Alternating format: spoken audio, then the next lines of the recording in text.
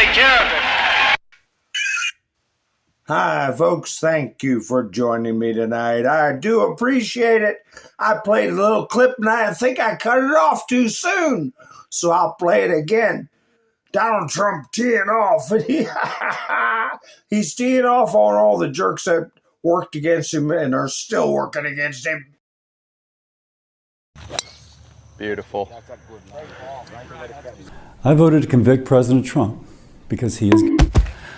Oh my God. I'm gonna play that more often. Where's everybody at tonight? Jiminy Crickets. And while you're coming in, make sure you remember, if you like the video, to give me a thumbs up. If you don't like it, give me a thumbs down. Let me know something. But I know it's off to a slow start. And I almost said, oh gosh, I'm gonna try to start my Rumble studio, but I just didn't have time to go over there. And it's a good thing I didn't, because I'd be thinking, oh gee, that's what's causing this, where I couldn't see a viewer count, I couldn't see anything, and it looks like it's going slow. But we'll see. We'll see. Who came in to see me? Cole's here. Elva's here. Benjamin's here. Sissy's here. Wayne, there you go. I got some thumbs up from Wayne. I know Cole and Younger Gang went to buy me a coffee, and along with Robin, and I know they'll give me thumbs up too, like Mike and Bev, and Wayne, right? Benjamin's here. Todd's here. Elva, let's see, Linda. Let's see, who else? Miss Mindersoo. Nice, I hope you're feeling better. I do hope you're feeling better, right, Colette? How are you, Colette? Let's see, Tammy's here. And I want to make sure I didn't forget anybody. All right. Looks like we're doing all right. So, anyway. So, well, I had that thumbnail with Castro on there, said exile or prison. And they gave him right at a week. And then he went ahead and indicted him for something that happened in 1996 when Clinton was president. You know, and it makes you even sicker to your stomach when you realize that the so-called international court, everybody, oh, Trump is going to get charged by the international court. Bibi Netanyahu's going to get charged by an international court. Oh, Putin's going to get charged by international court. And nothing ever comes up. Why the hell didn't they charge Castro? Both of them were alive back then. They had the evidence.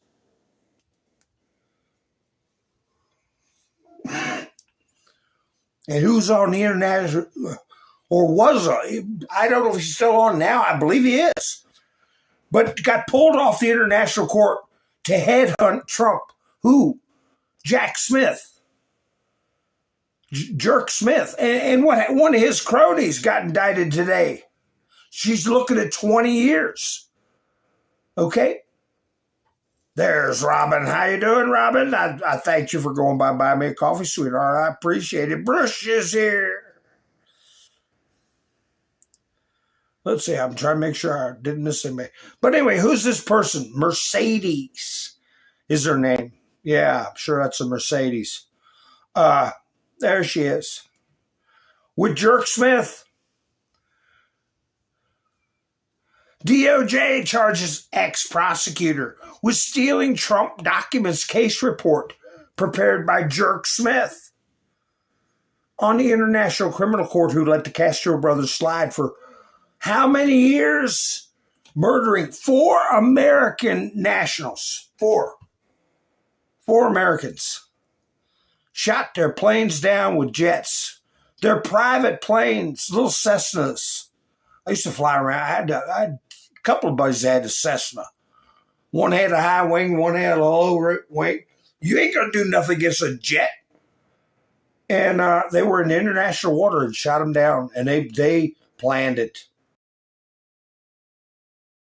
They gave the orders and nothing for 30 years. A former federal prosecutor had been charged with stealing the sealed volume of the report prepared by then special counsel Jack Smith, the illegitimate special counsel. It was proven in court. The fake special counsel Jack Smith, what it should say, about the criminal case against President Donald Trump over his retention of classified documents. We're going after the president who can have any classified document he wants, can declassify whatever he wants. Oh, but somehow somebody sent the CIA into Tulsi Gabbard's office, and we still don't know about that.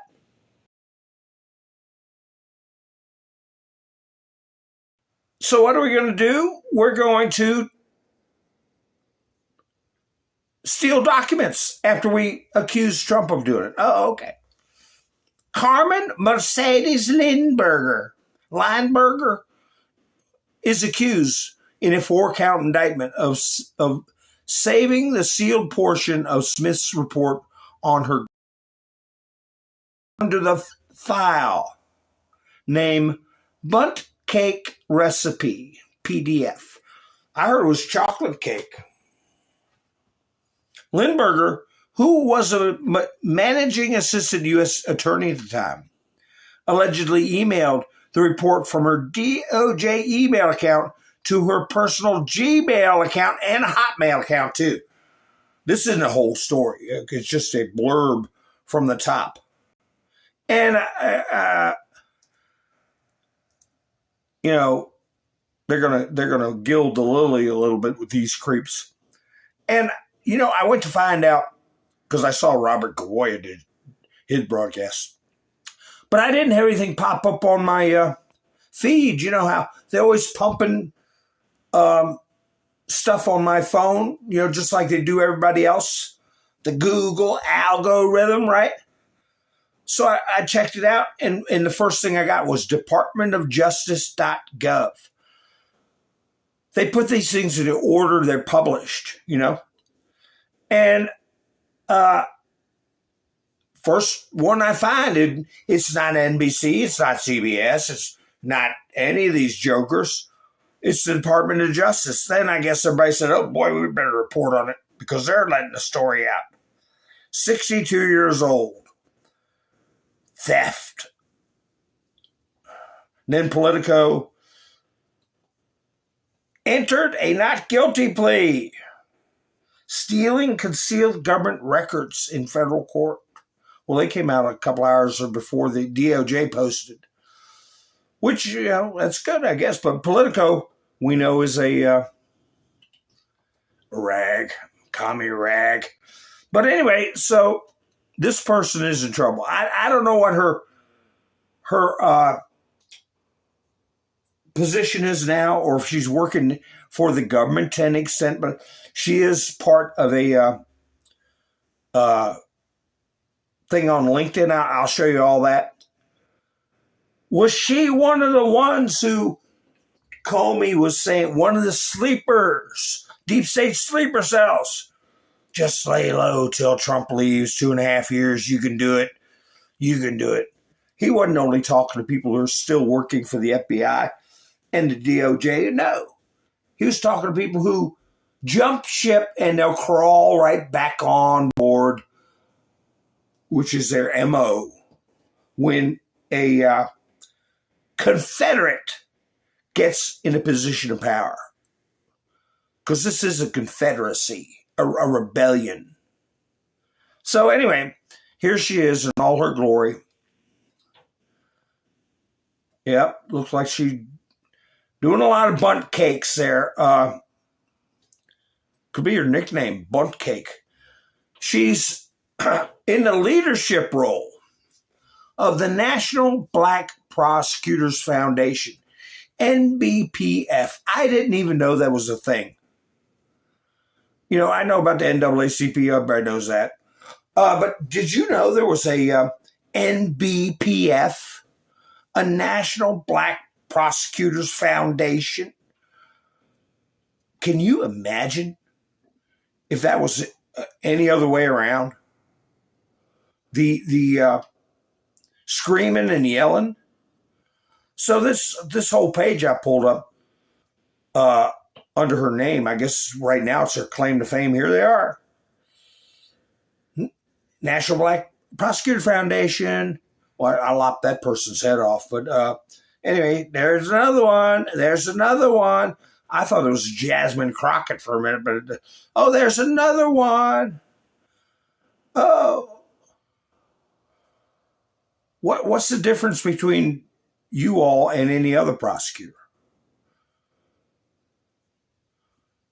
Now, this guy right here. I'm thinking, man, did your mom come out and comb your hair or something? Your wife? What is this? Morgan and Morgan.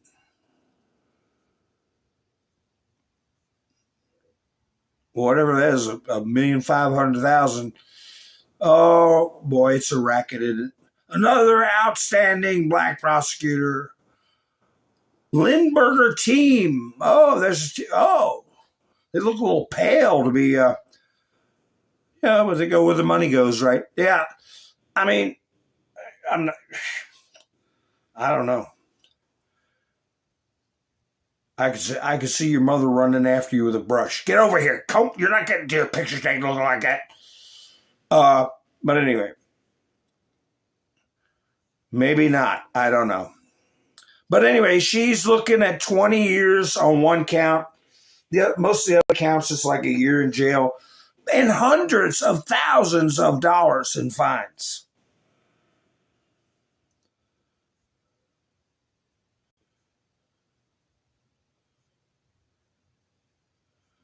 Let me see. Rubber Toe, how you doing? I don't mean to get quiet, but I'm scrolling through the chats. Make sure I say hi to everybody. So anyway. So is that a bird that's going to sing? How much you want to bet? What do you think she knows about? Who do you think she knows about?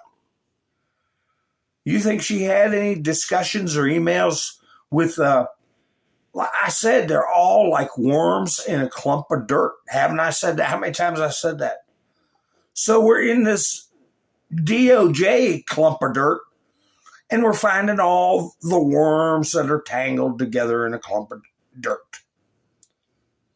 A lot of clumps of dirt, a lot of worms. Like this one here I didn't get to talk about the other night. How do you like this one? Do you think she's saying, who is this? Who is this? U.S. Attorney's Office, Central District of California. Got charged for what?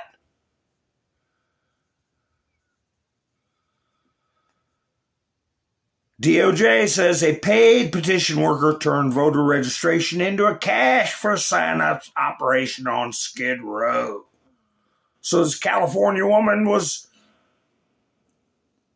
charged with allegedly paying people, including homeless individuals, to register to vote while she collected ballot petition signatures. Another bird that's going to sing.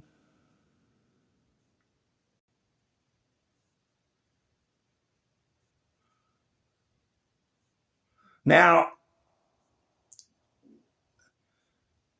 Benjamin, how you doing? Yeah, how you doing, Miss Minster? You feeling better? What was wrong the other night? You weren't feeling good or something? We don't want you to not feel good. Let's see. I want to play this quick video on CASTRO. How many people do you think are going to bed wondering if they're next? This woman, how much warning do you think she had? I bet she thought that she was on the top of the world. I bet she had probably the next 20 years of her life planned out for when Trump left. And then all of a sudden, bam, you're indicted. You're looking at 20 years in federal prison. But anyway, here we go. Good evening, I'm Bill Malugin, and this is your Fox News Report. Ex-Cuban President Raul Castro, the 94-year-old brother of the late Fidel Castro, now under American indictment for allegedly ordering the 1996 attack on 3 civilian airplanes rescuing people from the communist nation. 4 people were killed when 2 of those planes went down. The shaky ceasefire holding as negotiations with Iran continue. President Trump says he's in no hurry to end the conflict and won't budge on destroying Iran's nuke ambitions, threatening a big attack, possibly this weekend. Meanwhile, gas prices soaring above $4 a gallon in every single state. The Ebola death toll, now more than 130 people, with about 600 suspected cases in Central Africa. Peter Stafford, an American missionary doctor, tested positive while serving there. He is now being treated in Germany.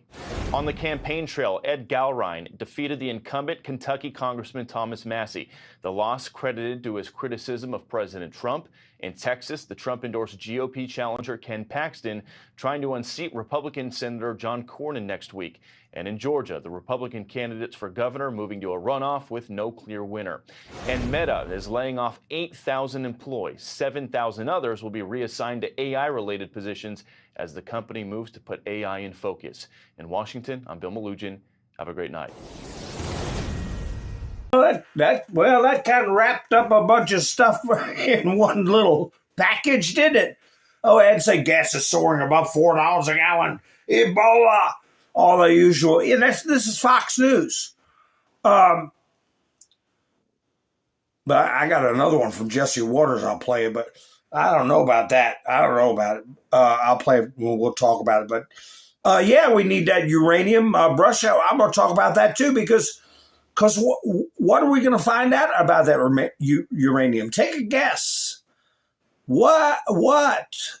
Why do we need it? Hi, Mac. How you doing? Nice to see you.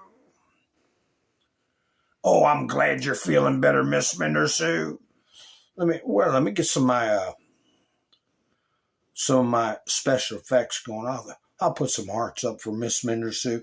Hearts always make people feel better, don't you know? Yeah, there you go. There you go. Ha ha ha. Ha ha. We're going to find Hillary in the uranium? I don't know about that. They're going to find, well, that's close. There's going to be a signature. There's going to be traceable evidence to show that it came from U.S. labs, U.S. facilities. How the hell did it get there? And whoever did it is going to be in big trouble. But anyway, you heard in that report I just played, what a night for Donald Trump. What a night. I mean, just slapped them all flat. And the biggest one he slapped flat was Thomas Massie. I mean, it wasn't even close. What a scumbag. And I am so disappointed. You know, that doesn't mean I'm going to pick on him or not follow him or watch his videos. I don't watch every video, but I told you all about Mark Dice. You know, support him. He can't get over 1.95 million because of this and that. But man, he turned out to be sticking up for Massie. And I put a comment in his video. That was nice, but it's like, you know, I don't get it. I mean, what are you thinking about? But anyway, I'll talk about that in a minute. But here, Trump put this up. I could put up every one of the wins he posted, but I'd be here all night reading them. This post is good enough. 37 wins, 0 losses. You want to talk about flexing political power. All of these mainstream media puppets were babbling for the past couple of weeks. Trump is losing his grip on MAGA. Oh, the cost of living is going so high. People are being disillusioned with Donald Trump. Oil was at $88 today. It was $120 under Biden. He said gas is soaring over $4 a gallon. It was up to $5 with Biden. Nobody said a damn word. Everything's still cheaper than under Biden. The dollar isn't losing a quarter of its value. under Trump's term. As a matter of fact, the dollar is gaining strength, which gives you more buying power. Gas is cheaper. Eggs are cheaper. Remember that? Eggs are so expensive. But they keep up with the gaslighting. If any of you all have got a pencil and a piece of paper, I'm going to play a video later on in the show that if you could just make a mark every time this service member says a false narrative. Because I have got a video I wanted to play you all a while back of a young lady that's serving in the armed forces. And she posted a TikTok video and just prattles off verbatim that in a way you can only do it by rote learning, R-O-T-E, rote learning. That is where something's pounded in your head, till you can just repeat it verbatim. And that is what the mainstream media is doing along with a lot of these platforms. And put a check mark each separate talking point that is false, that this person has memorized. And that's why you can't have conversations with some people on the left, because they just regurgitate these rehearsed misinformation and disinformation points. And you can't penetrate into their brain, the logic part of their brain. So think about that. If you got a pencil, we'll see how many you got. Maybe I'll put a boom on every one when I see one. But she goes so fast. And she's wearing a uniform. That's what's the discouraging thing about it. But even with that type of resistance, Trump is killing. He's slaying it. I'll put it that way, because I'm not allowed to say the word. Ha ha, the White House put this out. Bad day to be a panicking, because, hey, they got their rear ends kicked. Pappy Two Bears, how you doing? Melinda, nice to see you. All of the rhinos got their rear ends kicked. Big time. Wasn't even close. Now Trump put out... Now pay attention, chat, because I want to ask you all a question. Trump posted this picture. And unless I missed something, I looked at the post before it, the post after it. I didn't see any hints. He put this up with no comment. Who will win the presidential election? And what do you think this message is here?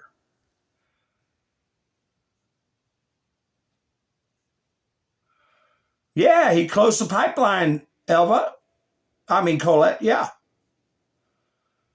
Biden did, yeah.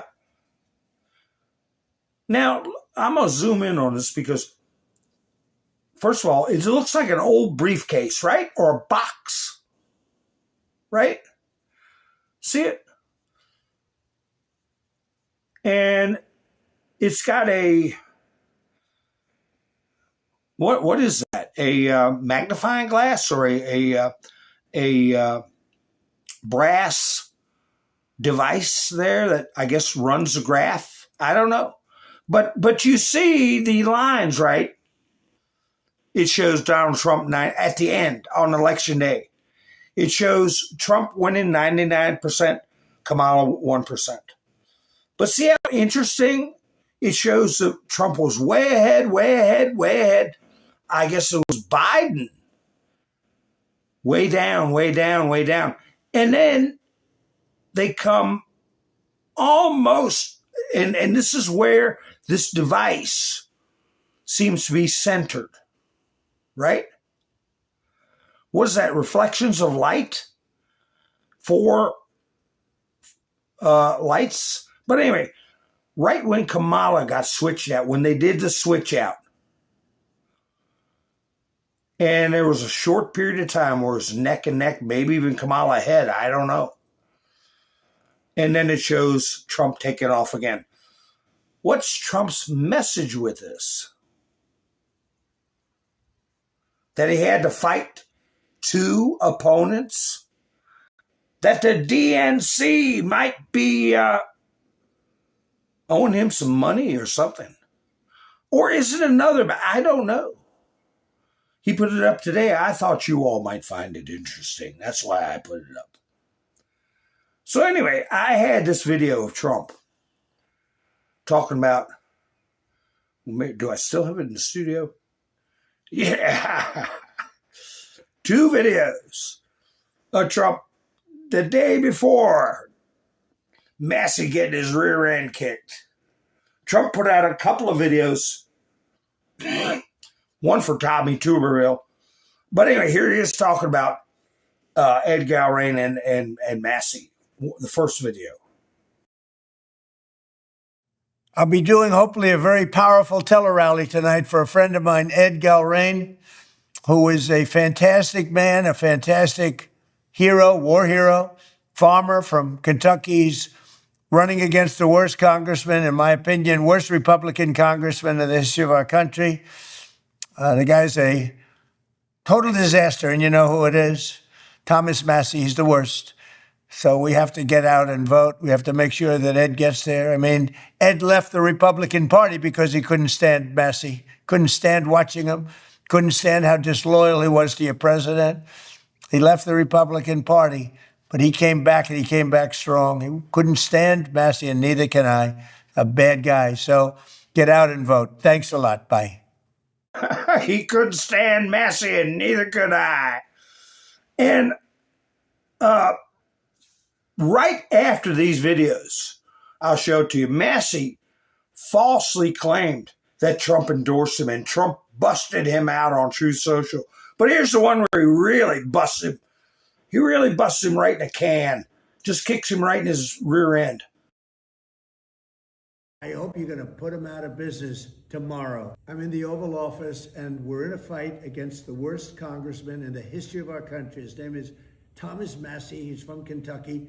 I hope you're going to put him out of business tomorrow. He is so bad. Got an election coming up. He's running against a great guy, a great patriot, Ed Galrain. He's fantastic. But forget that. Massie's the worst congressman in the history of our country, always voting against Republicans and good values. So get rid of Thomas Massie. Yeah, you can't get any more plump and plain than that. And the argument I got with some people on Mark Dice's comment section, I said, why do you support Massie's hollering about the Epstein files? At this point in time, now, after 10 years, why does he want to bring it up now? Because he wants to derail Trump. He wants to give the left ammunition. Those so-called files, I'm using air quotes, have been in the hands of deviants and corrupt cops. You know they planted evidence. You know there's probably half a dozen similar to the Steele dossier. Garbage been pumped into that. Why would Massie want, in the middle of armed conflict with Iran, in the middle of the Fed chairmanship changing over, in the middle of mass deportations, in the middle of all this stuff, indictments of people who interfered with the election, uncovering billions and billions of dollars of fraud that was going on for decades. You want to stomp on the brakes and go digging around in some ethereal, smoky files that have no beginning and no end, that you know have been poisoned.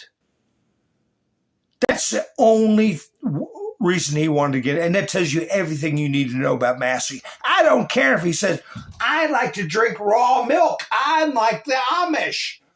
I want to do this. And I'm a conservative. And I believe in the First Amendment, the Second Amendment. I don't care about all that.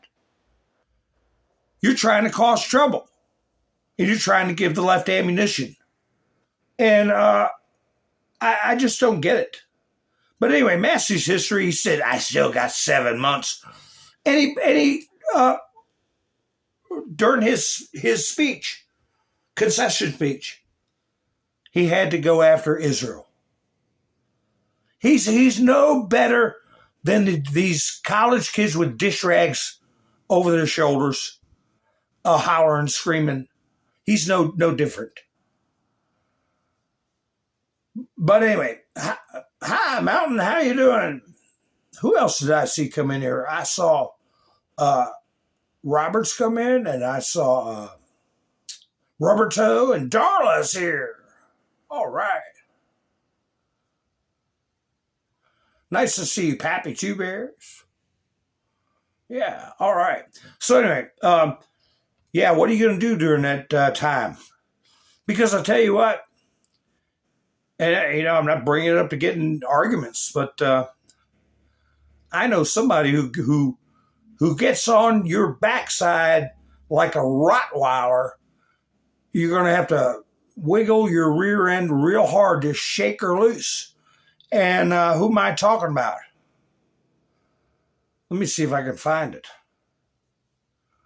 Yeah, I'm talking about Laura Loomer. Here she is. I'm not going to play the video. I'm just going to tell you something she's working on. Thomas Massie's ex-girlfriend tells me one of the reasons why she decided to go public with the story is because he is taking money from Iranians and the Islamic lobby. Remember, folks, there's a senator that is sitting in jail right now. Ex-senator, he was a sitting senator, Bob Menendez, for taking money from foreign entities, supposedly to push halal foods in America, corner the market. He got cash, he got gold bars, and he's sitting in jail for probably the next 10 years. So Massie, oh yeah, now we see why you want to get the whole country to stop and go sniffing around 10-year-old Epstein files nobody gave a damn about except us until now. Oh, we'll get to it. We'll get to it. But on our timetable, not yours. Not yours, buddy. And what else did she, you could tell a lot by somebody's character, right? How they treat supposedly their loved ones. How did he treat his wife of 30 years? Who does that? What is that? That's the ring. That's the ring. What's the story on the ring? Again, from Laura Loomer, I tell you, when she gets after you, you better come clean or run like hell.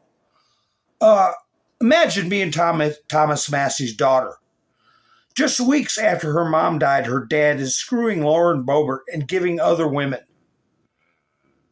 family heirlooms that belonged to her dead mother's mother, her grandmother. Cynthia West took this photo of the promise ring Thomas Massie gave her. Massie started dating Cynthia 2 months after his wife of 30 years died. And then he gave her his dead wife's mother's ring over the course of their 5-month relationship. Who does that? And of course, that's the same woman he bragged about messing with Lauren Boebert a week after his wife died. Some people say, oh, it's his private life, but no, fine, yeah. But I can discern, okay, over what I think of a person by their behavior. Here's where he put up that false Trump endorses Kentucky congressman he once denounced, paid for by Thomas Massie for Congress. This is what he's texting out to people while voting was going on.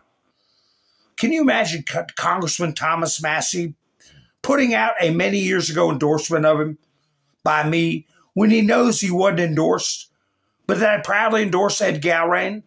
The reason is that Massie has turned out to be the worst congressman in the Republican Party. This shows what a totally dishonest and desperate guy Massie is. And I hope the voters aren't fooled by his deception. President Donald J. Trump. Daggone right. So, yeah, I don't know if all the voters were aware of that particular stunt. Anyway, that's enough of that jerk unless I pop up something else. He's history. But he's going to try to cause trouble. We'll see how long he gets away with it.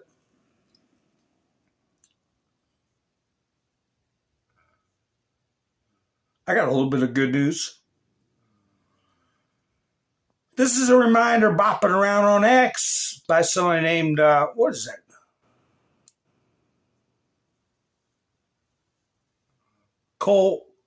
Colnvo. A reminder. As of July 1st, child rapistos will face execution by firing squad. Yeah, that's... I don't know who that is. Is that the governor? What about Florida? When's theirs going into effect?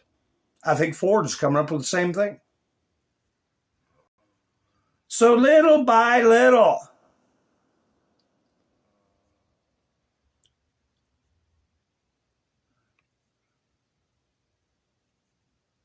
Yeah, the red fingernail. I don't know what that means. I know some people use is it blue? A blue fingernail polish on one finger. That's to say you're wise to government surveillance through electronics. I don't know what the red fingernail is. But anyway, here is this video that I was telling you all about. I don't know how much trouble she got in, or any trouble at all. But this is a problem we have to overcome in our armed forces when you have people that are brainwashed. Count how many times you think this person is repeating a false. How many false narratives are in this video? And she has it rehearsed to a T. How do you get through to somebody? How do you have a conversation with somebody that just bowls you over with rehearsed nonsense? I have some shit to say. Y'all aren't gonna like it. And yes, I am in uniform on purpose because it is important to me for you guys to understand who this is coming from. Due to military law, I cannot speak on the administration, so I will keep it very vague. But I'm gonna talk about ICE and not the shit on the ground. What happened in Minneapolis cannot be excused. It should not be excused. And I go as far as to say that people who are defending it, saying that it should have happened or that she deserved it, you should not associate with those people because it tells you a lot about their morals, and along with other things that are morally wrong with those kinds of people, it just makes sense, right? Now, if you were someone who can get past those morals and say, okay, well, I don't think they deserve to die. However, it was warranted due to the circumstances of the situation. It still wasn't warranted because, one, it was illegal. What they did was illegal, minus the fact that they killed somebody. ICE is not law enforcement. In their rules, they are not allowed to shoot at fleeing vehicles. They are not allowed to approach or drag people out of cars, which is what they were trying to do if you watch the video, unless they suspect that they are an undocumented immigrant, which is their whole span of, duty. She was a white woman. She was a white woman who was letting a car pass in front of her to get away from ICE. Whatever you want to call it, yes, maybe she was just trying not to get her vehicle hit by another car, sure, she was letting them go, whatever. There was no warrant for them to get out of their car and stop her and try to get her out of her car. That is the first point that I want to make, is that them stopping her was unwarranted regardless because she did not fit the description of the people they were looking for to begin with. Point number two being, from whatever angle you want to look at, right? Yes, the non-law enforcement dude who is standing in front of the vehicle when she began to turn out, she very well could have slightly tapped his thigh with the edge of her bumper, trying to get away from them. It does not warrant being shot in the face several times. Okay? Do you want to know why? His life wasn't in danger. It is not self-defense if your life is not in danger. By the time he pulled out his weapon and shot her, she was already turned the opposite direction going away. He was out of the way of the vehicle. You can argue that point all you want, but regardless, he wouldn't have fucking died. And that is one of those things that you say, well, she was legally in the wrong. If she was legally in the wrong, that could have been fought legally in court. Had she been alive today. How is that, like, how do you guys not understand that? And then there's going to be people who are saying, well, this is the first time it happened. Maybe it's just this one guy. The reason I'm saying this specifically, and you guys can call it fear-mongering or whatever the fuck you want, I'm now scared. I am a white woman who works in the military. Here's my rank, here's my fucking branch, here's my name, whatever. I live in San Diego. And today, there were protests over ICE. They're here. In the event that I get stopped in an instant like that, where I'm caught up somewhere where I'm not trying to be, whether I'm in uniform or not, I'm now terrified that that is going to happen to me. You want to know why? Because if I am in a situation where an unmarked vehicle pulls up on me, and a man, several men wearing masks, which they're not allowed to do, pulls a gun on me, I'm taking the fuck off. And legally, they have no warrant to stop me, try to get in my vehicle and take me out of it, or shoot me. But it's now a problem that will continue to happen. And even in like the calmer sense of things, there was a situation that happened maybe a month ago, maybe a couple weeks ago, I don't really remember because it's hard to keep up with all of this shit. There was a sailor, a US Navy sailor in Virginia Beach, who was pulled over by an ICE agent, who was in uniform. And they suspected him of being an undocumented immigrant. He showed them their CAC, your common access card. Every single military member has one, which is your identification saying you are legally in the United States military. That was not good enough. This person was arrested and detained by ICE for being brown. Okay? I'm half Hispanic. Would you have guessed? No. But now, white people, this white woman was shot in broad daylight because she was not complying. They are not law enforcement. They are not the police. They are not the military. They are not a sanctioned party who dictates those things. Regardless if it was a police officer, I would still be saying the same shit. His life is not in danger. She should not have died. She was not the target demographic of what they're going after, which is unfortunate to say in itself. But it should have never happened, therefore it should not be defended. I think that the protests and the riots are okay in this instance. Her car was full of toys for her 3 children, and she was letting a car pass, and then motioned them to go forward, and then they started getting out of the vehicle, and she said, you know what? I don't want anything to do with this. Decides to move at like 3 miles an hour. My life is in danger. Oh no. Fucking kills her. You guys should be more mad at the people who are defending this man. And that's that. Okay, they talk at 90 miles an hour. You can start with that they can't arrest people at the beginning, that they don't have authority, that all the way down to she was pulling away at 3 miles an hour. She was spinning in the wheel. She struck the man. But anyway, you can see how this whole thing, that was 4 minutes non-stop rehearsed garbage. And she's wearing a uniform. And she said at the beginning, I can't use foul language because I'm wearing a uniform. Then she goes right into the F words. You know how hard it is to get through somebody like that?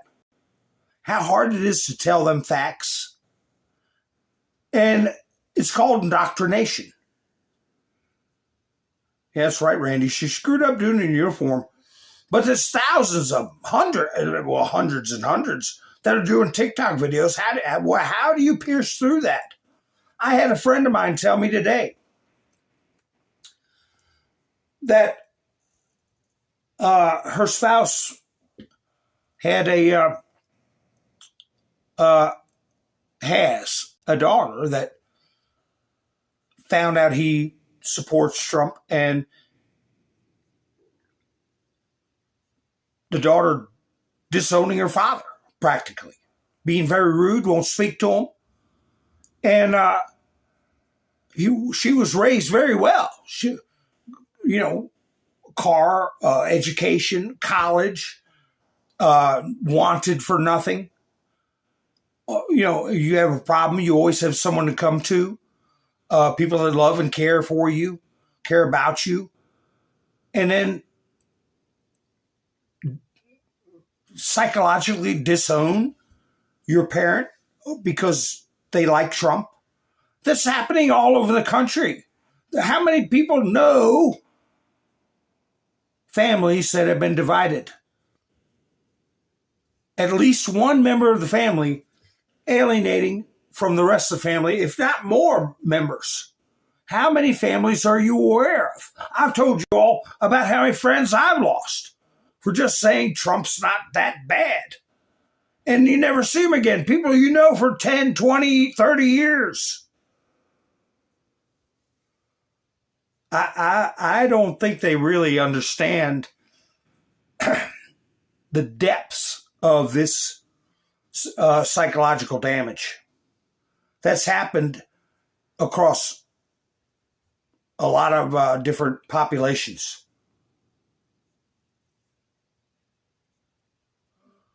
What's she planning on doing? Yeah, why would she even want to get into a conflict with ICE?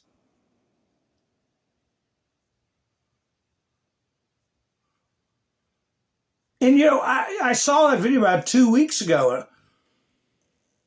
Hi, Bruce. Why would they do it all of a sudden now? Well, not now, but only a couple of weeks ago. How old was that incident? Why do it? I mean, are people getting paid by TikTok to, I mean, they took all that time to rehearse and learn all that stuff. Where's that one kid I saw today? Are people paying? I'll have to put him up when I see him.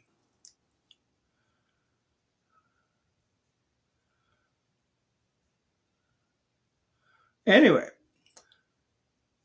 you know, Trump put out a big, long truth about Ken Paxton and John Cornyn. I know you all heard by now that Trump went ahead and made the big move. He endorsed Texas AG Ken Paxton for U.S. Senate. I know Ken well. I've seen him tested at the highest and most difficult levels, and he is a winner. Cornyn's been there. Well, wait a minute. I got a little video of Ken Paxton. Gives you an idea of Paxton's pedigree, his past. I don't know how long he was a senator for, but I know he's been in public service in Texas for like 40 years. Here, let Paxton tell it. General, how many people have run for 4 terms in Texas for Attorney General? Anybody know from the beginning of our state? I almost said country. I almost slipped out. 1845, no one's run for more than 3 terms. Abbott's the only 3-term prior to me. I'm the second one. And I just thought, you know what, that's enough. I need to do something different. Let somebody else do this job. And so I was trying to figure out if I was going to go into retirement and just go make some money, go have a little more fun. And I looked around me and thought, you know, this guy, John Cornyn, who can beat this guy? He's going to have millions of dollars from Washington. This is how he gets elected. But he's running for a 5th term. Here's another quiz question. How many, since our state became a part of the Union in 1845, does anybody know how many people have run for 5 terms for U.S. Senate in Texas? The answer is 0. It was a trick question, but you did really well. Proud of you. 0. So then the question is, and I've asked this in every meeting I've been in since April the 8th of last year, whether it's 50 people, 1 person, thousands of people. The question is this: John Cornyn has been in office not just 24 years in the Senate, but I'm going to give him the whole 42 years. He was a state district judge. He was a Supreme Court justice for Texas. He was Attorney General. Can anybody name one significant accomplishment in those 42 years? Do you know I've never had anybody give me an answer in a year and 2 months? We've let this guy stay and represent us. Now, look, if he was in Massachusetts, I'd accept it if he's a Republican. But for Texas to not have, it's like we have. Yeah, 42 years. 42 years, and nobody can say, oh, gee, he did this, or gee, he did that. Well, I can tell you what, Ken Paxton's going to get something done. We'll be able to talk about Ken Paxton accomplishments, I can guarantee you that. Anyway, here's Trump out on tarmac talking about several different issues. I got some clips where the press got a hold of him. And this was after I watched that Mark Dice video where he was saying that Israel stole Congress. Or he's going a little off the rails for me. But here is Trump saying Netanyahu will do pretty much what I say. No, not pretty much. He'll do what I say. What did you say to Prime Minister Netanyahu about Iran and how long to hold off on strike? He's fine. He'll do whatever I want him to do. He's a very, very good man. He'll do whatever I want him to do, and he's a great guy. To me, he's a great guy. Don't forget, he was a wartime prime minister, and he's not treated right in Israel, in my opinion. I'm right now at 99% in Israel. I could run for prime minister, so maybe after I do this, I'll go to Israel, run for prime minister. I had a poll this morning. I'm 99%, so that's good. But no, he's a wartime prime minister, and I just don't think they treat him well. I think they have a president over there that treats him very poorly. You're on the same page with him on Iran? Yeah. Well, he took up for Bibi Netanyahu. It's his own country's treating him bad as far as him being a wartime president. But he's letting people know he's in control. And yes, Sherry, I'm sorry to hear that. And Miss Mendersoo, about your kids. I mean, it's awful. It's tough. But I was telling my friend, and I talked about it in the past, how people chase their children, how people chase their grandchildren, beg to be around them. And they get rejected, they get treated poorly, they get used. I tell them, and I'm telling everyone, remember, they have a duty to honor their father and their mother, okay? And think of the story of the prodigal son.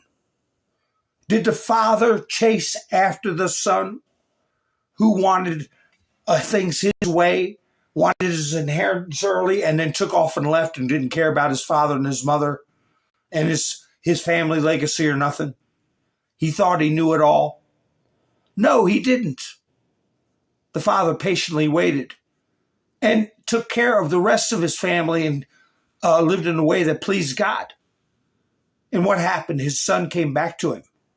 That's what I try to tell people, because it's, people, I understand the desire to want your children to be around you, to respect you, to have good conversations.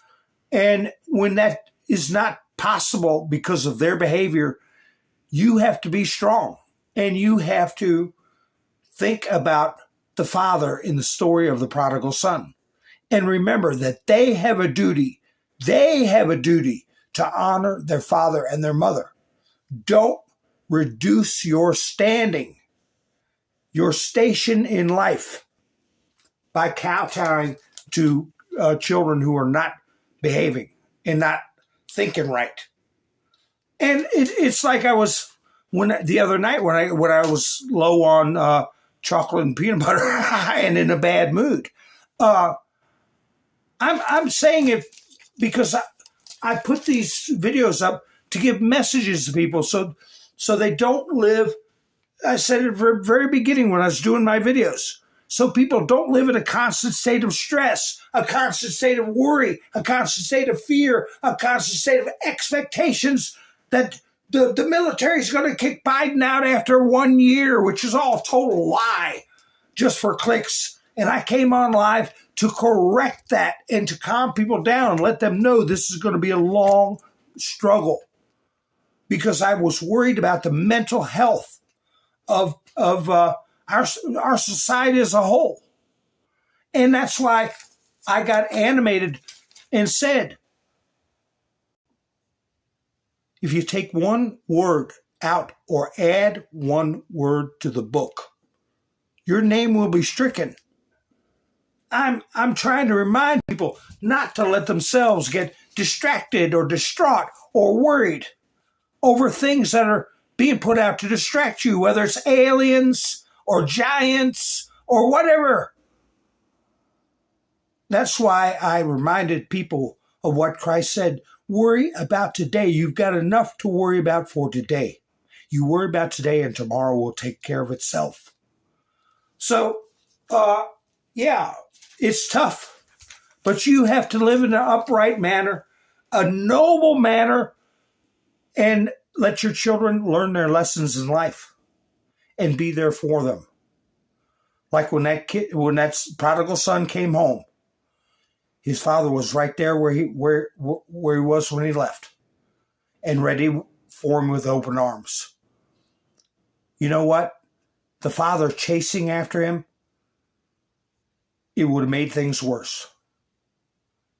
So it's a lesson. It's a lesson learned from the Bible.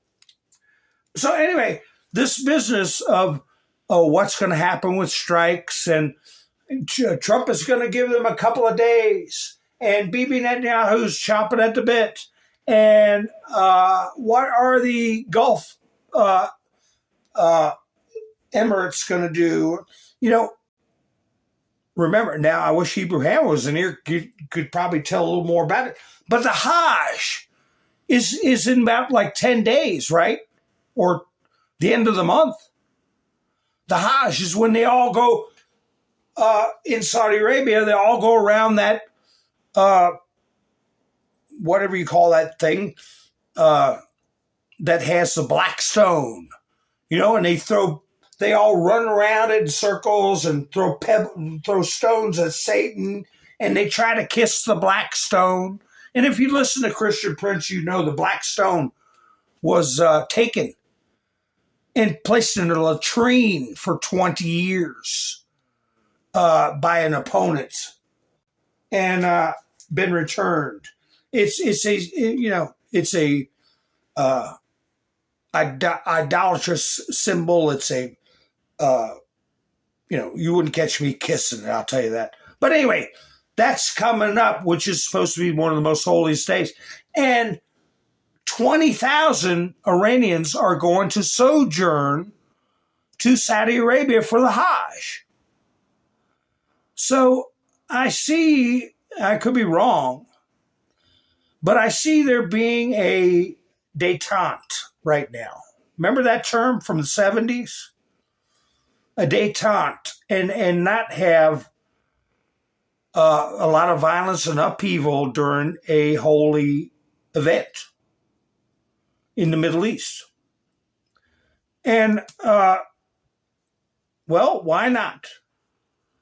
Because the stranglehold is still happening to Iran. They boarded a tanker.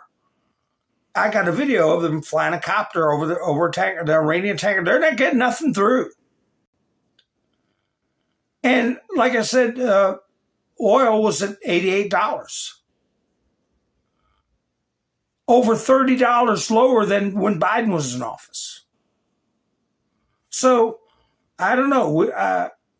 We'll see. Or maybe Trump might say Hajj or no Hajj. I'm going to give him some, and maybe some of the 20,000 people that are leaving for the Hajj, that might be a good time to strike, because they might be people that need to get out of the country and out of the grip of the Republican Guard. We don't know. We don't know. We don't have the intelligence that the administration does. So we'll see how it goes. It's just things to keep in mind and not to worry about, because we know the patriots are in control, right? Here's where Trump talks about Texas. And I don't even know who the opponent is here. Trump describes him. A vegan in Texas? What are you talking about? Every one of them. And we have a great candidate, I believe, in Texas. And I believe the Texas candidate, who's Ken Paxton, I think he'll win. I think probably he'll win very substantially.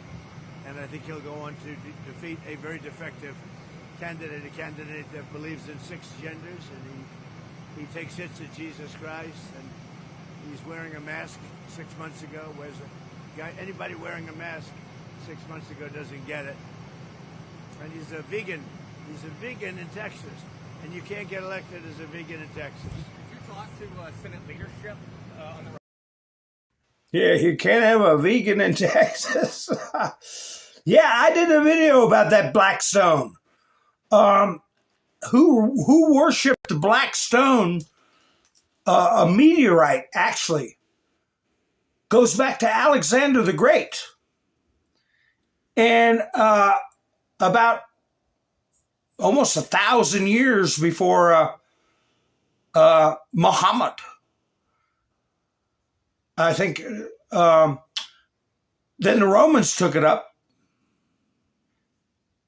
briefly and worshipped it. It was a meteor. And I'll talk more about it.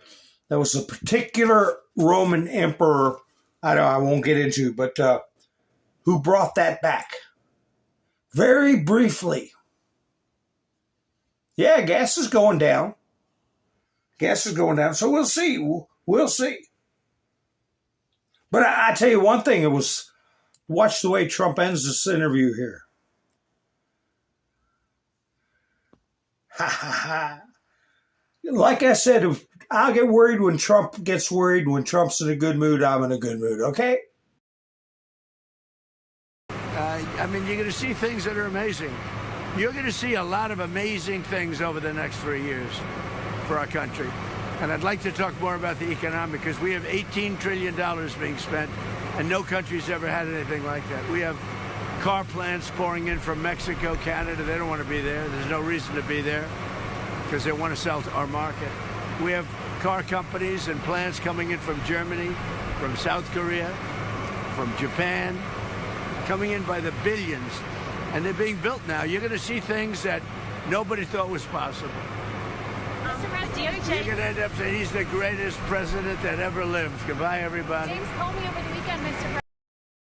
President. You're going to say he's the greatest president that ever lived. Goodbye, everybody. He knows they can't stand him. Goodbye, everybody. Where I got a video where Trump went to the U.S. Coast Guard Academy and he gave a 21-gun salute, but where is that video? I don't know if I have that video or not. Where he walks in, and they all applaud, and of course they love seeing him. And that gave me hope after watching that dizzy woman in her army uniform. Oh, you know how I put up Christine Aguaya? What do you think of this? What about a couple of weeks ago? I said it's tough enough going through life without, every time I see a mosquito, I think of Bill Gates. Remember me saying that? Well, she put this out today. Mosquitoes in Iceland for the first time in history. And you see who many point to, and then you see who she's got in the thumbnail. Mosquitoes in Iceland for the first time in history. We got to remember who we're battling here. Very sophisticated, very evil, very insidious. Here's something somebody put on X.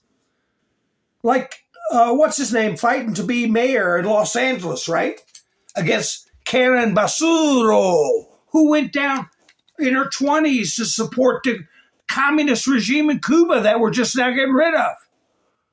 Well, somebody on Google Maps is changing the satellite images to hide the fire damage. That is how insidious they are and how far-reaching their propaganda arm can go. The guy put up, this is my street on Google Maps 1 month ago and now.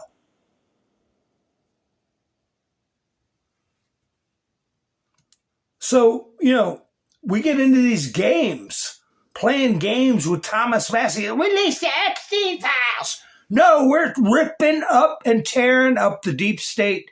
We're destroying the old guard. We don't have time to go looking through a bunch of cooked up propaganda nonsense that's been planted over the last at least 5 years.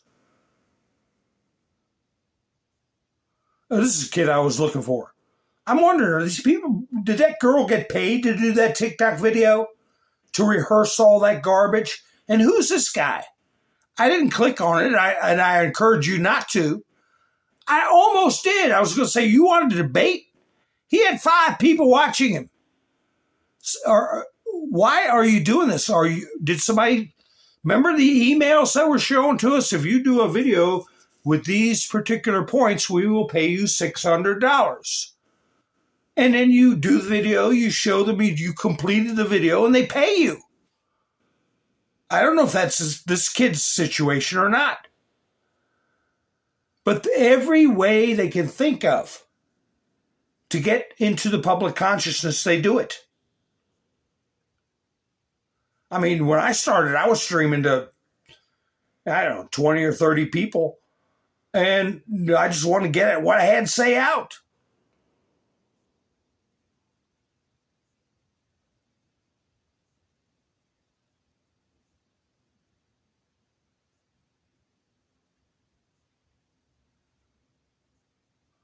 Hi, Gina. How you doing? Yeah, Robert, that's right.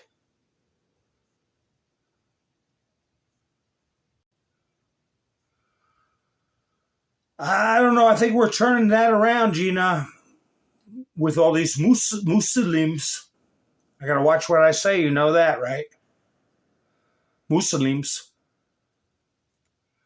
So anyway, like right here. Look at the shirt she's wearing. Not my president. Well, who is this idiot? You're right, he's not your president because you're here illegally. She came here illegally, rioted in the streets, and wore a Not My President shirt. Now she's being deported. Who else thinks this is exactly how it should go? I do. Me.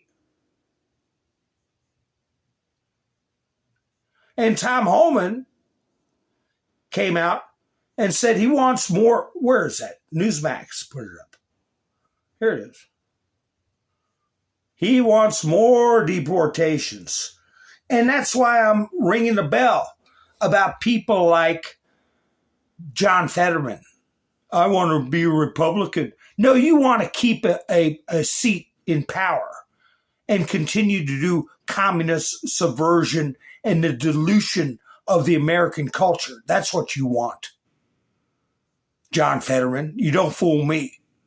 You can go to some other party. Well, you shouldn't get a dime from the Republican Party. But anyway, Tom Homan wants more deportations. And wait a minute, I wanted to find that one. Oh, gosh. I had it. Well, yeah, here's one switching to the Republican Party. Alan Dershowitz, I said it the other night. Well, I'm glad you're leaving the Democrat Party, Alan Dershowitz, and I respect you. You're an older man. You did defend Trump during the first impeachment, okay? And you sued somebody from Epstein Island that accused you of stuff, and you won. And you set the record straight about Epstein Island. Okay, it's all good. But you told me you were leaving, or you told your audience you were leaving the Democrat Party because you didn't think they were being fair to Israel. And I said, I'd rather you leave the Democrat Party because they're not being fair to America. So go be independent, all right? But anyway, here he is talking about the Dems. Maybe he's changed his tune a little bit. What changed in the Democratic Party? How did it get to this point? Well, they became very radical. They became a party of students and faculty members. Remember, who led the Nazis in 1932? The students at various universities in Berlin and Munich. Who led the communists under Stalin? University students. Who led Castro? University students, Pol Pot.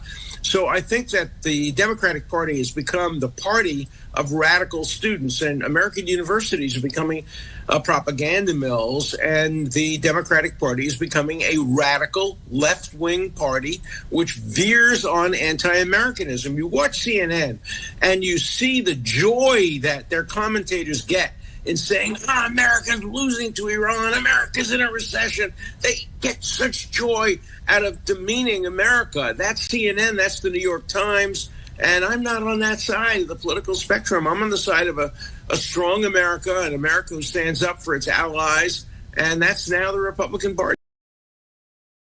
Yeah, well, that's all good talking points.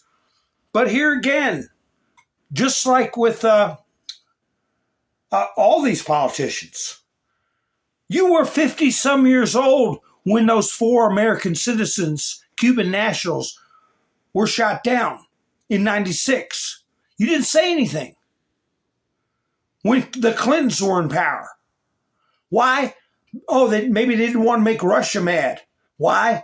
Maybe it's because they were working on uranium-1. I don't know. But nobody said anything, Alan Dershowitz.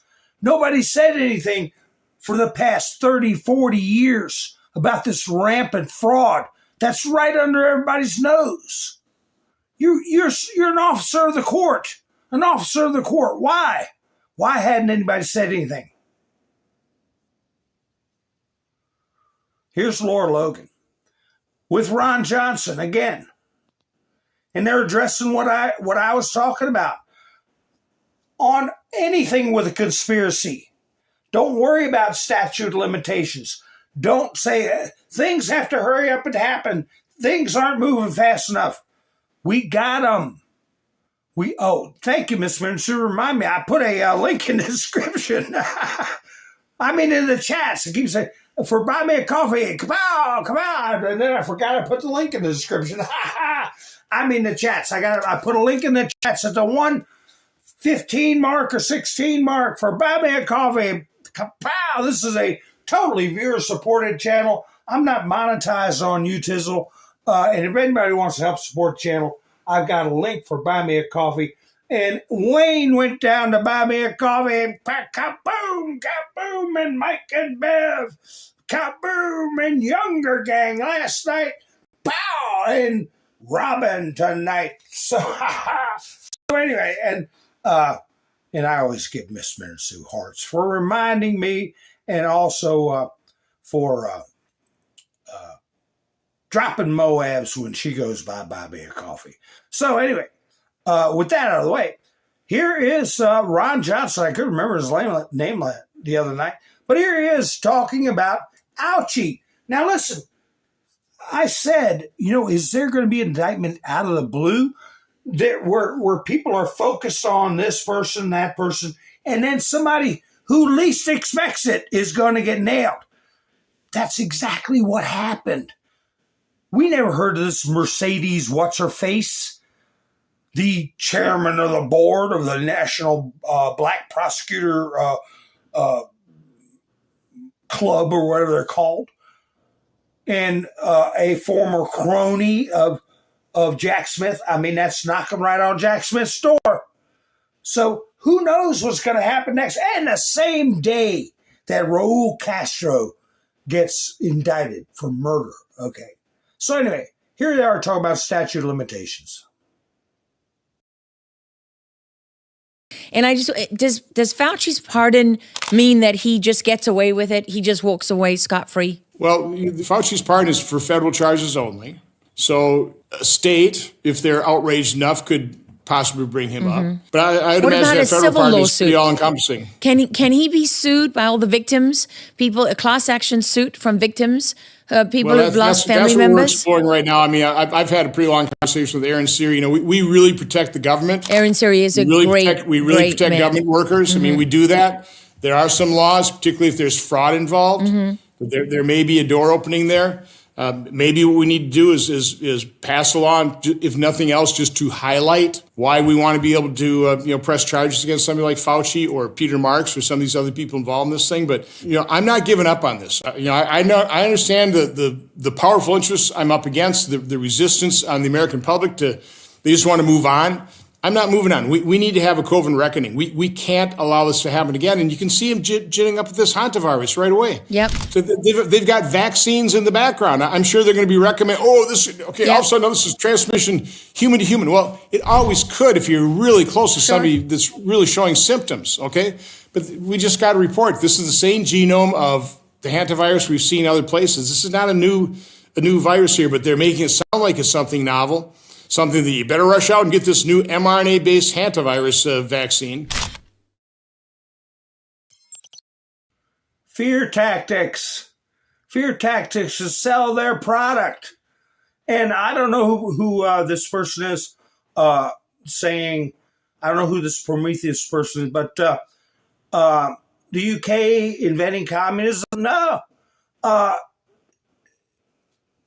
principalities, okay? Queen Victoria Day was day before yesterday. This is important, folks. Queen Victoria. What did they name Queen Victoria? Queen Victoria. Who knows about that? Anyway, from the czars to every monarch, all right, from Siberia all the way across Eastern Europe, Central Europe, Western Europe, and the colonies spreading across the New World were run by principalities. And the Protocols of the Elders of Zion, one of the first books to lay out, okay, anti-Semitic and the term Zionism, which I consider to be a slur. If somebody wants to go back to their ancestral land, who am I to say they can't do it? Who am I to call them a name? All right. If they want to go, they want to go. But if they want to be a citizen of that place, they can't be a dual citizen and hold any kind of public office here in America. You be a dual citizen if you want, but you're not going to be an officer of the court or be in a position of public trust if you have divided loyalties. But all that aside, Karl Marx and Engels and those clowns were out of Central Europe, okay? All of it was under principalities. And what do we always quote? Right? A spiritual battle against what? Against what? Principalities. Right? And communism is designed for monarchs, kings, czars, whatever principality. If they can inculcate communism into the minds of the citizens, they will tell on each other. They will subjugate each other. Right? And make it so much easier to be a tyrant. Don't you know we're all working here for equality? Nobody can rise above anybody else. We all equal. But we're the ones who are making sure of it. And you want to help us? You want to help this achieve utopia? Tell on your neighbor when they got extra potatoes. Tell on your neighbor when they're hiding money underneath the mattress. Because we want our cut. They don't say that out loud. So they turn their entire society into a police force against their own people. It's called tyranny, it's evil, and it's a product of the devil. I've said that. Communism, fascism, Nazism, all that is the same suit, different bow tie. It's the smoke of Satan. and it's gotten into the minds of people, and it's called socialism, whatever the hell you want to call it. The minds that came up with the 16th Amendment, okay, are tyrannical and evil, and until we get rid of the 16th Amendment, we'll never be free. Because if they have the right to take your money, they'll take it. And it won't be done honestly, and it won't be done with your good in mind. So, I alluded to a Jesse Waters video. I don't know. He's talking about outer space, aliens. You guys know a little bit of my attitude on this. If there's any entities outside of the firmament, outside, coming from the heavenly bodies, they're God's creation anyway. But I don't spend my time 1 minute worrying about what did I saw an interview where a guy was talking about, I think it was Darkins, or what's his name? Anyway, he had a guy saying, well, we were told there were 4 different extraterrestrial species. One is like a lizard, and one is like a traditional alien, and I forget what the other one was, and one was like a 7-foot Viking. He's sitting there talking like this is real. And we have metals that are they're not known to be found anywhere on Earth. Oh, really? Who's got that mystery metal? Well, I heard about it. I heard about a lot of stuff in my day. And a lot of it was crap.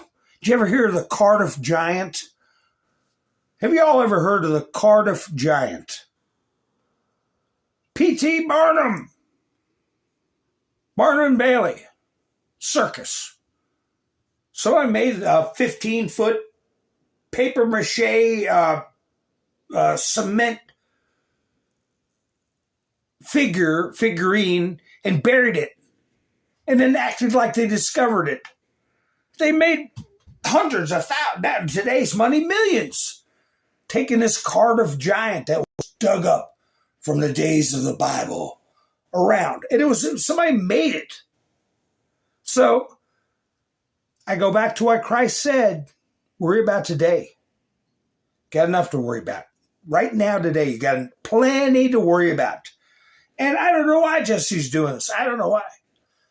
And you know, if anything pops up with AI, makeup, rubber masks, who the hell knows? I'm not going to be distracted, okay?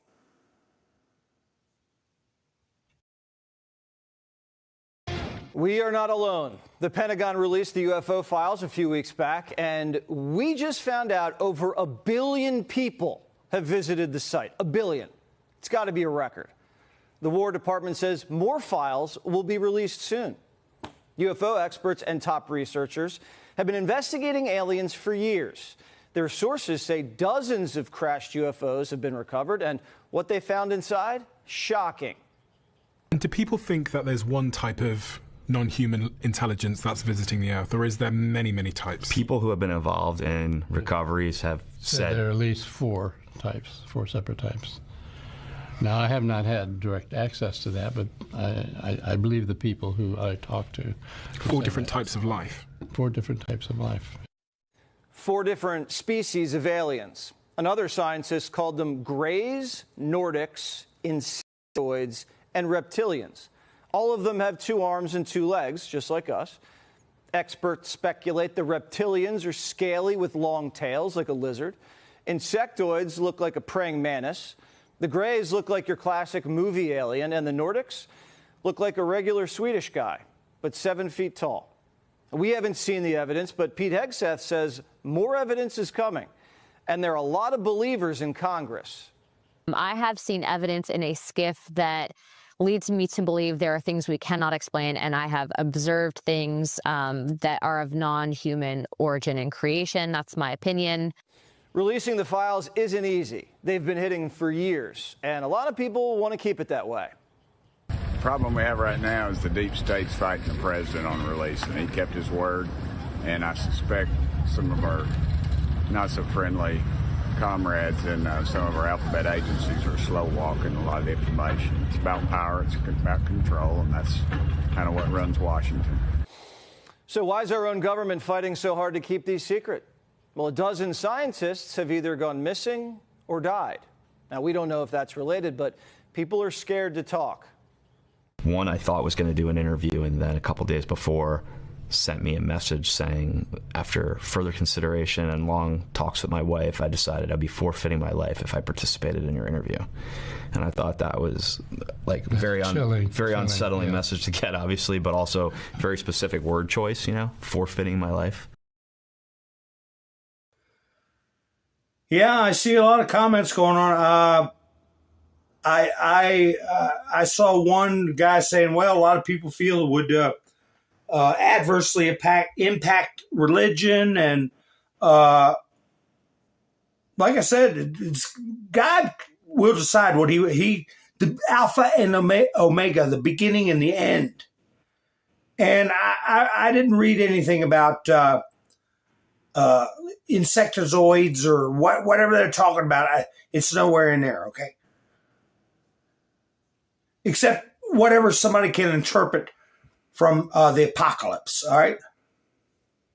The end days. So, yeah. I wanted to play this the other day, too. What is this creep's name? Seth Malton. Never heard of him. But he's, I guess, having a hearing. I guess he's a representative, so-called. Brings a garbage question to a hearing with Admiral Brad Cooper. It's a brief video, but you see Admiral Brad Cooper stand his ground.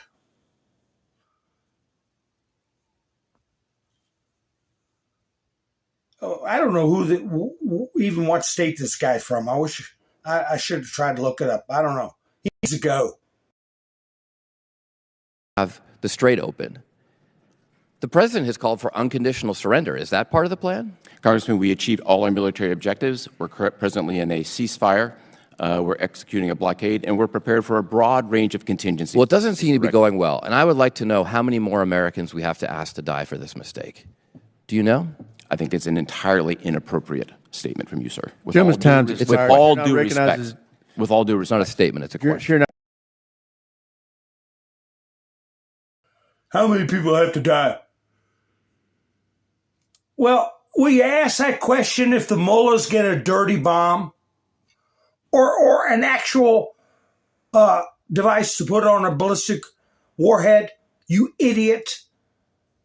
I know you're not supposed to talk about people that way, but I did.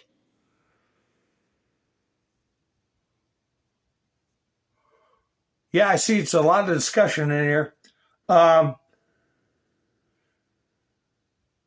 Yeah, people talking about the pyramids. And you know, you can look at Doug in Exile asked Croc about scientists and that have died since not out of the ordinary. Yeah, you can look at a satellite picture of pyramids and come up with a lot of things. You know, I remember reading Einstein's theory of relativity when I was young. E equals mc squared. Energy equals matter and light speed squared. Mass of matter and light. And I'm like, says who? It's a theory.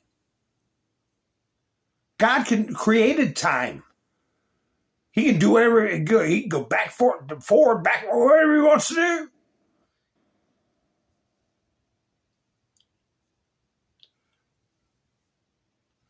I think the pyramids, partly used for, some of them used for burial, and some of them were used for pagan worship.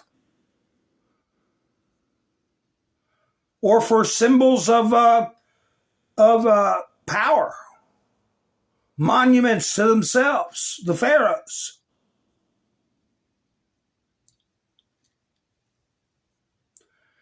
Here's a backstabber. John Thune under fire for public break with Trump. Not a big fan. The Senate Majority Leader, John Thune, is facing blowback after publicly distancing himself from the Trump administration's new $1.7 billion compensation fund. Why the hell's he doing that? And why haven't we passed the SAVE Act?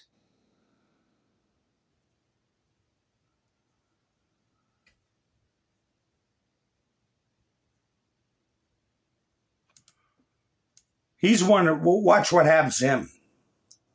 He's going to go. At some point, I don't know when his term's up, but he's going to be gone. If you're not with Trump now, you're trying to stop him from stopping child mutilation, okay? Trump's trying to stop atomic mullahs. He's trying to stop massive fraud. He's trying to reverse the 16th Amendment to where people who want to come over into our markets pay a price like they should. And citizens are not hunted, pursued by a ruling class, the modern day principalities that want to rule over others. Why would you be against him, John Thune? You like all that stuff I just talked about and want to keep it? The hell with you. Ukrainians are making a victory out of the fact that Xi didn't meet Putin. Well, a few weeks ago, a Chinese official also greeted Trump, not Xi himself. And when Xi came to Russia, he was greeted by Golikova, not Putin. I don't know why the Ukrainians decided that presidents should meet their guests at airplane stairs. Stop making a victory out of this. Zelensky often gets off the plane by himself almost all the time.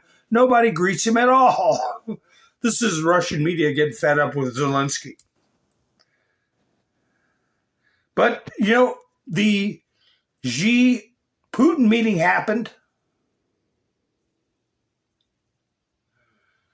I'll get to that in a second. This was before Raul Castro got indicted. According to senior American officials and other informed sources, Trump and his administration are becoming disillusioned with the campaign and pressure on Cuba, which is not yielding the desired results. In this regard, the U.S. is developing a plan of military actions which could range from a single airstrike designed to intimidate local authorities to a full-scale ground invasion aimed at overthrowing the regime.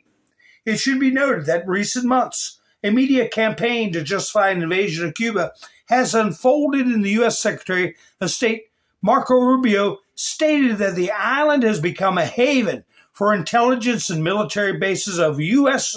opponents.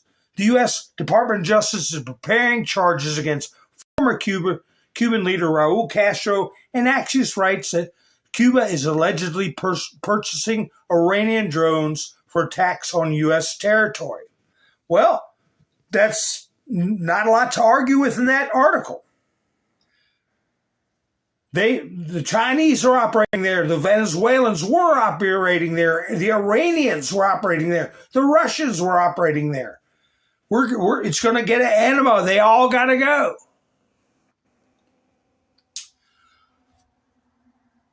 After the war with Iran, the U.S. Army realized the danger of a huge number of flying, quote, mopeds, and is urgently seeking a cheap interceptor for Patriot so as not to waste expensive PAC-3s on mass attacks of drone and missiles. The new missile should cost no more than $1 million, be compatible with the Patriot M903 launchers and the IBCS control system. Currently, one PAC-3 MSE interceptor costs about $3 to $4 million. Can you believe that? One interceptor? $1 million is outrageous enough. I mean, what did they put gold in there? You figure when you mass produce something, you should be able to get more out of it. But anyway, let's see. About this, here it is. The landing of the Special Unit Force Recon on the 30th. This happened last night or today. Another Iranian tanker getting boarded. The U.S. Marine Corps on Iran-linked tanker Celestial Sea under the flag of Aruba in the Gulf of Oman. The landing was carried out without parachutes on the helicopter SH-60 Seahawk under cover of the helicopter UH-1Y Venom, which took off from the deck of the amphibious assault ship USS Tripoli. The U.S. Central Command states the detained vessel was suspected of attempting to violate the American blockade of Iranian ports, but was released after a search with an order to change its course, which it did. I got a quick video of the... I guess they repelled. You know, why would they use... They always repel. Why? I don't know why the reporter's talking about without parachutes. When they ever use a parachute? Here they are.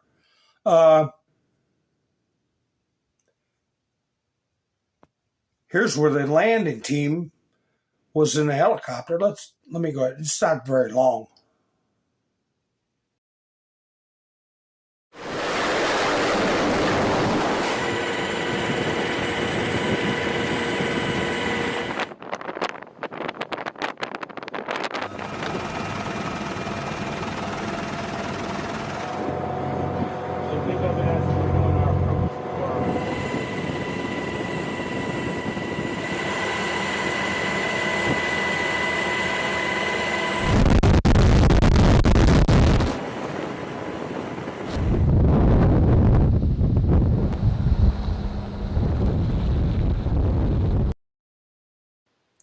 You know, that's why the laws of the sea crews aren't armed. Because then it could be so easy for them to become unlawful combatants. And, you know, all it takes is one person to start throwing lead, and then you got big problems. Why hadn't Russia taken Ukraine by now, Todd? I'll tell you why. I think there's been a predetermined boundary. A predetermined boundary. Whoa. Where'd my... There it is. Russia and China have agreed on energy projects and, quote, something else very important, said Putin aide Yushakov. A mystery thing there. They agreed on energy projects and, quote, something else very important, unquote. They didn't say what that something else was. And remember, it's reported by Trump. Was it Trump that said, Xi said he thought Putin would regret invading Ukraine, or was that a media trope put out there? I think things have been laid out how far certain people can go. Here's the New York Times committing treason. The war in Iran has made the United States appear less formidable. Why would the New York Times put out something like that? We conducted an operation where we lost one group of soldiers from a missile strike during the first 2 weeks of the operation. I think it was 8. And then 6 who lost their lives in a strap tanker collision accident. And we shut down the entire strait of Hormuz and wiped out everything that Trump keeps repeating over and over and over again. It makes us look less formidable. What are you talking about? Are you out of your damn mind?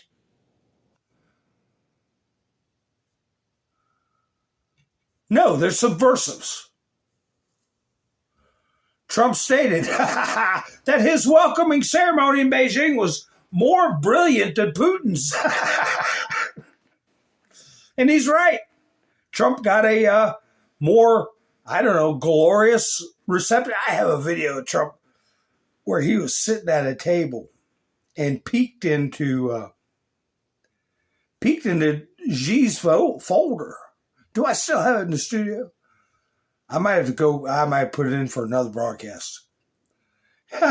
President Xi got up to give his speech. Trump was sitting there and reached over and opened up his notebook and tried to read what was inside of his notebook. Did you all see that? Oh, I'm going to put this up. I'll put my postage stamp up. There you go. For people watching on the big screen. That's my QR code for buy me a coffee if anybody wants to sub the channel out. I keep forgetting I got that thing. But there it is. I have to find that video. It's funny. It's funny.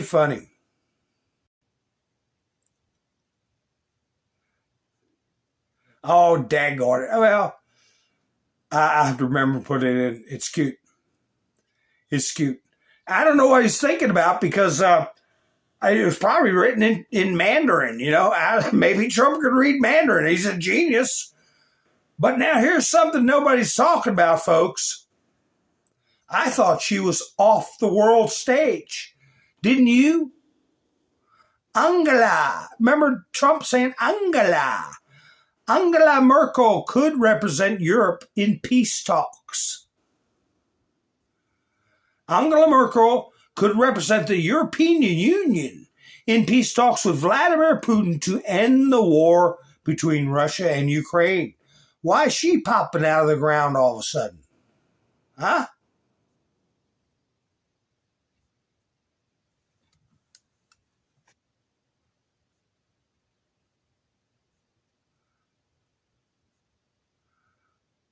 Wow, I got a lot of stuff to go over. But I tell you what, this situation with Raul Castro, are we going to discombobulate the Cuban military and go in and snatch this old fart up? He's 94 years old. 94. And you know what? To all those TDS suffering freaks out there saying, it's a matter of time. Trump's almost 80 years old. Think about it. He's 79. If he's like Raul Castro, you got to deal with him for at least another 15 years, maybe 20. But anyway, Marco Rubio put out a message to the Cuban people. And he's got subtitles.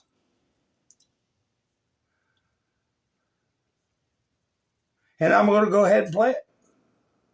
Let me get my QR code out of the way. There we go.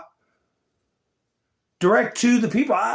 I'm wondering, now did Marco Rubio physically go to Cuba, or was that just Ratcliffe? Ratcliffe probably told them, tell the old man, take his family and go into exile, or we're going to file a warrant for murder and then right, folks? And they didn't do it. So anyway, I believe, I have no doubt, that the U.S. can just override whatever Cuba's got going on and play this video on people's televisions in Cuba. And ain't a damn thing they can do about it. It's got good subtitles, and he's speaking in Spanish. But he's giving a strong message. En un día como hoy, en el 1902, la bandera cubana ondeó por primera vez sobre un país independiente. Pero sé que hoy ustedes, quienes llaman a la isla su hogar, atraviesan dificultades inimaginables. Hoy quiero compartirles la verdad sobre el motivo de su sufrimiento y quiero contarles lo que nosotros en los Estados Unidos le ofrecemos para ayudarlos no solo a aliviar la crisis actual, sino también a construir un futuro mejor. La razón por la que se ven obligados a sobrevivir 22 horas al día sin electricidad no se debe a un bloqueo petrolero por parte de Estados Unidos. Como ustedes saben mejor que nadie, llevan años sufriendo de apagones. La verdadera razón por la que no tienen electricidad, combustible ni alimentos es porque quienes controlan su país han saqueado miles de millones de dólares, pero nada ha sido utilizado para ayudar al pueblo. Hace 30 años, Raúl Castro fundó una empresa llamada GAESA. Esta empresa es propiedad de las Fuerzas Armadas y está operada por ellos y cuenta con ingresos 3 veces superiores al presupuesto de su gobierno actual. Hoy, mientras ustedes sufren, estos empresarios tienen 18,000 millones de dólares en activos y controlan el 70% de la economía de Cuba.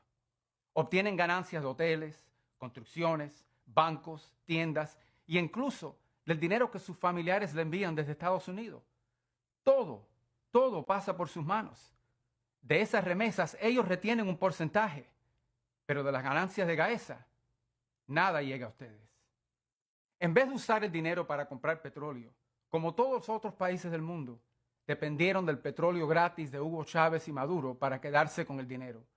Pero ahora que dejó de llegarles el petróleo gratis, ellos compran combustible para sus generadores y sus vehículos, mientras que el pueblo se les pide que se sacrifiquen. En vez de usar el dinero para mantener y modernizar las centrales eléctricas que están dañadas, usan el dinero para construir más hoteles para extranjeros y para enviar a sus familiares a vivir con lujos en Madrid e incluso hasta aquí en Estados Unidos. Hoy, Cuba no está controlada por ninguna revolución. Cuba está controlada por GAESA, un estado dentro del estado que no rinde cuentas a nadie y acapara las ganancias de sus negocios para beneficios de una pequeña élite. Y el único rol que desempeña el llamado gobierno es exigirle a ustedes que sigan haciendo sacrificios y reprimiendo a cualquiera que se atreva a quejarse. El presidente Trump ofrece una nueva relación entre Estados Unidos y Cuba, pero tiene que ser directamente con ustedes, el pueblo cubano, no con GAESA. Primero estamos ofreciendo $100 millones en alimentos y medicinas para ustedes, el pueblo, pero tiene que ser distribuido directamente al pueblo cubano por la Iglesia Católica o otros grupos caritativos de confianza, no robados por GAESA para que lo vendan en sus tiendas. Pero al pueblo cubano no le interesa la caridad permanente. Ustedes quieren la oportunidad de vivir en su propio país, como viven sus familiares en Estados Unidos o en otros países del mundo. Hoy, desde los medios de comunicación hasta el entretenimiento, desde el sector de los negocios hasta la política, desde la música hasta los deportes, los cubanos han llegado a la cima de prácticamente todas las industrias, en todos los países, excepto uno, Cuba. Hoy en Cuba, solo aquellos cercanos al élite de GAESA o que forman parte de ella pueden tener negocios rentables. Pero el presidente Trump ofrece una nueva vía entre Estados Unidos y una nueva Cuba. Una nueva Cuba donde ustedes, los cubanos de a pie, no solo GAESA, pueda ser dueño de una gasolinera o de una tienda de ropa o de un restaurante. Una nueva Cuba donde ustedes, no solo GAESA, pueden abrir un banco o tener una constructora. Una nueva Cuba donde ustedes, y no solo el Partido Comunista de Cuba, pueda ser dueño de una estación de televisión o de un periódico. Una nueva Cuba donde pueda quejarse de un sistema que falla sin temor a ir a la cárcel o ser forzado a irse de su isla. Y una nueva Cuba donde tengan la oportunidad real de elegir a quienes gobiernan su país y votar para reemplazarlos si no están haciendo un buen trabajo. Esto no es imposible. Todo esto existe en las Bahamas, en la República Dominicana, en Jamaica e incluso a tan solo 90 millas en Florida. Si ser dueño de su propio negocio y tener el derecho al voto es posible alrededor de Cuba, ¿por qué no es posible para ustedes dentro de Cuba? En Estados Unidos estamos listos para abrir un nuevo capítulo en la relación entre nuestra gente y nuestros países. Y actualmente, lo único que se interpone en el camino hacia un mejor futuro son quienes controlan su país. Yeah, that was a good message. A good message I'm just like, did they Voice of America? Did they override all of Cuba's blocks on what the people can hear and get it straight out to the Cuban people? Man, that would be great if they did. I'm almost sure they did.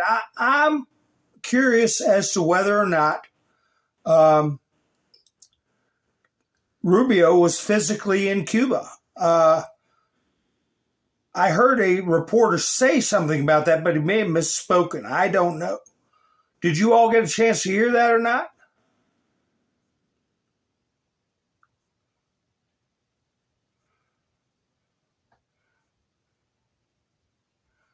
You see what's going on in the chats. Yeah, Miss Minister's putting in some booms. I put a link in for Buy Me a Coffee. This is a totally viewer-supported channel. And I appreciate everybody that helped out on Buy Me a Coffee. And the link is in my chats if you want to go help an old man out. Like Wayne, Mike and Bev, Younger Gang, and Robin. Whoa, where is my video? I want to play this lady here. She puts this garbage to bed about people not being able to vote because of their color. And what are they going to do? How are they going to argue with her? Their narrative is falling apart. But anyway, folks, I want to play this lady talking out in public. She got no problem voting. She never had a problem voting. And insulted by insinuating that people of color need the help of the Democrats to vote. But anyway, folks, if you're subscribed and hit the notification bell, you'll know when I go live. So make sure you do that. And what do I always say? I say thank you for spending your precious time with me. And I also say thank you for giving me a thumbs up, which I keep forgetting to say.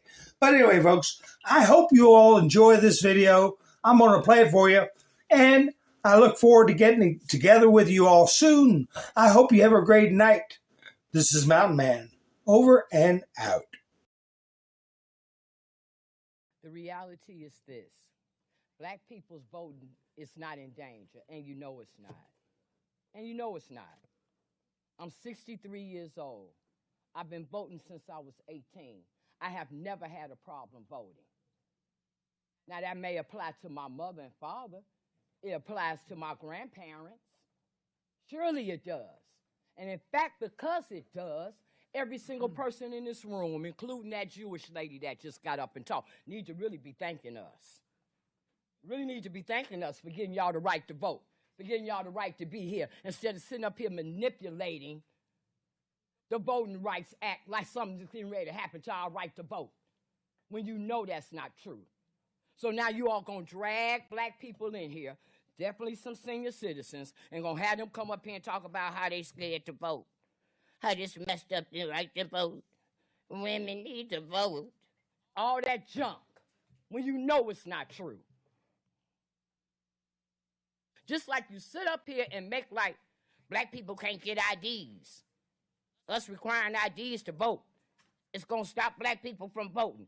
Why black people ain't got IDs? See, you all get more and more ridiculous. But you can't, in this room, for these black people, talk about that federal case that just got filed Monday that's talking about how you all are stealing property at Cook County sales. Where the black people in here? Raise your hand that if they told you to come in here to talk about how your property got stolen. Where you at? Huh? Because we got commissioners in here that know for a fact it's happening. Catskill, you know it's happening. Lori, you know it's happening. Michael Scott, you know it's happening. Lamont Williams, come on, you give up cases for the county. You know it's happening. Donna Miller, you know what's happening. Well, come on, y'all black people that they done send here with these 501c3s, that they got y'all in here talking for them. Why y'all ain't in here talking about how they stealing our property? 1 minute. Where y'all at?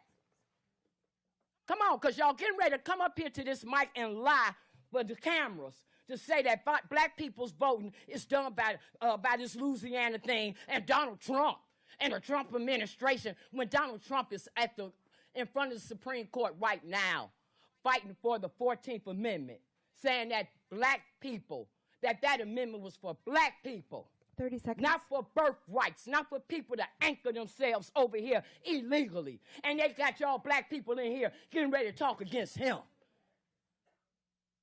I mean, y'all real sick up in the head. You're sick in the head and more sicker in your spirit. This is insane. Time has expired for the speaker. Next Y'all speaker, crazy. Taiwan Sin.